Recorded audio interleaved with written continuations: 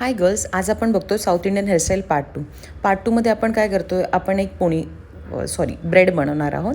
आणि साऊथ इंडियनमध्ये तुम्हाला माहिती आहे की ब्रेड भरपूर चालतात. सगळ्यात आधी मी काय केलं, क्राऊन सेक्शनला गोल बांधून घेतलं आहे आणि पिन्सच्या सहाय्याने त्याला टक करून घेतलं. ते जे खालचे आता उरलेले जे खालचे हेअर सेक्शन घेणार आहोत साईडने आणि रबरने त्याला आपण टक करणार आहोत. आणि मेक शुअर करायचं आहे की तुम्हाला पुल करायचं आहे. तुम्ही जो सेक्शन घेतला आहे त्याला मी 2 सेक्शनमध्ये अजून पुल करून घेतला आहे. सो असं वाटतं की ते 2 वेगळे सेक्शन आहेत. सो पुलिंग ह्या हेअरस्टाईलमध्ये खूप मॅटर करते. तुम्ही जेवढं क्लीन पुलिंग करू शकणार तेवढं क्लीन पुलिंग करायचं आहे. क्लीन पुलिंगसाठी एक सिम्पल टेक्निक सांगते. सगळ्यात आधी सेक्शन क्लीन घ्या आणि व्यवस्थित विंचरून घ्या. त्यानंतर खालची जी आपली वेणी आहे तिला एक तर सेक्शन क्लीन लावा, नाही तर कोणाला तरी पकडायला सांगा आणि नंतर रबर लावा. आणि मग जिथे आपण रबर लावला आहे तिथे तुम्हाला पकडायचं आहे आणि त्याच्यानंतर पुल करायचं आहे. असं केल्यामुळे कुठेही तुमची जी ब्रेड आहे ती मेस होणार नाही. आणि इथे n नंबर ऑफ सेक्शन असतात. असं केल्यामुळे म्हणजे एव्हरी सेक्शनला जर तुम्ही फिनिशिंगने काम नाही केलं तर हळूहळू करत ही ब्रेड खूप मेसी दिसायला लागते. मी मोस्ट ऑफ द मुलींचं बघते की त्यांच्या ह्या ज्या ब्रेड्स असतात त्या खूप मेसी दिसतात. सो मेक शुअर करा की every section should be clean and व्यवस्थित क्लिअर झाल्याशिवाय पुढच्या सेक्शनकडे तुम्हाला जायचंच नाही आहे. सो इथे तुम्ही बघताय की मी मध्ये हे असे कर्ल्स सोडलेत. असे कर्ल्स आपण हळदीच्या लुकमध्ये सोडू शकतो, आपण साऊथ इंडियन हेअरस्टाईलमध्ये नाही सोडू शकत. आता आपण फ्रंट व्हेरिएशन बघतोय. फ्रंट व्हेरिएशनला मी काय केलं आहे, सगळ्यात आधी इयर टू इयर सेक्शन सोडून दिला होता. त्याच इयर टू इयर सेक्शनला आपण 16 नंबरची टॉंग घेतली आहे आणि त्याच्याने छोटे छोटे कर्ल्स करतो. आता आपण जी लास्ट हेअरस्टाईल बघितली त्याच्यामध्ये आपण 25 नंबरची टॉंग घेतली होती.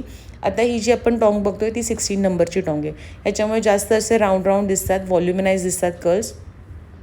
आणि मेक शुअर करायचे की दोन्ही जे कर्ल्स आहेत ना ते एकाच डायरेक्शनमध्ये, म्हणजे दोन्ही बाजूचे कर्ल्स एकसारखेच दिसायला हवे. आणि एकाच डायरेक्शनमध्ये कर्ल्स करायचे तुम्हाला. Every time ear to ear section जेव्हा तुम्ही करता तेव्हा तुम्हाला जे कर्ल्स आहेत ते एकाच डायरेक्शनमध्ये जातील, नो मॅटर कोणती हेअरस्टाईल आहे ती. आणि नेहमी अवे फ्रॉम फेसच तुमचे हे कर्ल्स जातात. सो अशा प्रकारे आपण इथे कर्ल्स कंप्लीट करून घेतले. मला 1-2 कर्ल्स थोडेसे वाकडे वाटत होते, त्याच्यामुळे ते कर्ल्स मी परत एकदा व्यवस्थित करून घेते.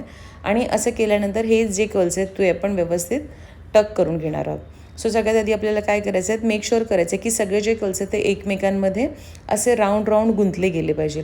कोणताही कर्ल्स असा वेगळा उभा असा दिसायला नको हेअरस्टाईलमध्ये.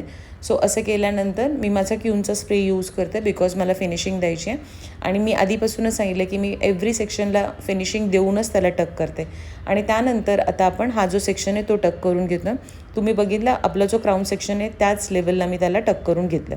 थोडंसं खाली किंवा थोडंसं वरती असं अजिबात करायचं नाही. जिथे तुमचा क्राऊन संपतो आहे तिथेच तुमच्या हा जो आपला इयर टू इयर सेक्शन आहे ह्याचे पण क्लिप्स आले पाहिजे. So we are done. तो ह्याचे जे छोटे हेअर्स राहिले त्याचं मेक शुअर करायचं की तिथे वरतीच क्राऊन सेक्शनच्या इथेच आपण एक छोटासा बन करून बांधून टाकू, कारण की तिथे आपण काहीतरी एक्सेसरीज ॲड करू शकतो. आणि आपली खालची ब्रेड जी आहे ती कंप्लीट रेडी झाली, तर त्याला मी आता अजिबात मेस करणार नाही आहे. सो अशा प्रकारे ही माझी हेअरस्टाईल कंप्लीट झाली आहे. मी आता इथे फिनिशिंगचं काम करते. फिनिशिंग करताना नेहमी टीझिंग कोम यूज करायला विसरू नका. आणि मी इथे यूज करते क्यूनचा बॅक स्प्रे, जेणेकरून माझे जे बेबी हेअर्स आहेत किंवा फ्रिझी हेअर्स आहेत ते इथे टक झाले पाहिजे. आता आपण इथे गजरा लावतो. एक मोठा गजरा आधी राऊंड लावून घ्यायचा, त्याच्यानंतर छोटे छोटे गजरे तुम्हाला ॲड करायचे आहेत. तुम्ही काय करता, एकत्रच मोठा गजरा ॲड करता म्हणून तुमच्या ज्या पिन्स आहेत त्या निघत राहतात. सो मेक शुअर करा की तुम्हाला असं करायचं नाही आहे. सो आता आपला फर्स्ट सेक्शन झाला आहे. नाव I am checking for another section. मी ते बघत होती दुसरं काही व्हेरिएशन आपण देऊ शकतो का, बट ते छान दिसत नव्हतं. सो आता फायनली आपण आता सेकंड सेक्शन थोडंसं अंतर घेऊन ॲड करतो आहे.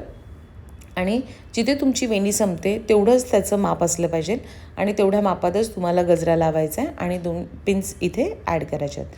इथे आपण बॉब पिन ॲड केल्या आहेत. त्यानंतर तुम्ही बघताय की आपला जो सेकंडवाला सेक्शन आहे तो पण इथे मी कट करून घेतला आहे गजरा आणि तो पण इथे लावून घेते. अशा प्रकारे आपला गजरा पण इथे व्यवस्थित टक झाला आहे. एक फायनल लुकचं पण मी पुढे व्हिडिओ हे केला आहे, म्हणजे आपली साडी नेसल्यावरती हा लुक कसा दिसतो ते तुम्हाला समजेलच. सो अशा प्रकारे जर तुम्ही हेअरस्टाईल केली तर डेफिनेटली तुमच्या क्लायंट्सला किंवा तुमच्या ब्राईडला नक्की आवडणार आहे. सो अशा प्रकारे हे साऊथ इंडियन हेअरस्टाईल करायला नक्की ट्राय करा, प्रॅक्टिस करत राहा. आणि every section should be clean हे नेहमी लक्षात ठेवा. So this is the hack of the clean hairstyle. So कशी वाटते हेअरस्टाईल हे मला नक्की कमेंट करून सांगा. थँक्यू.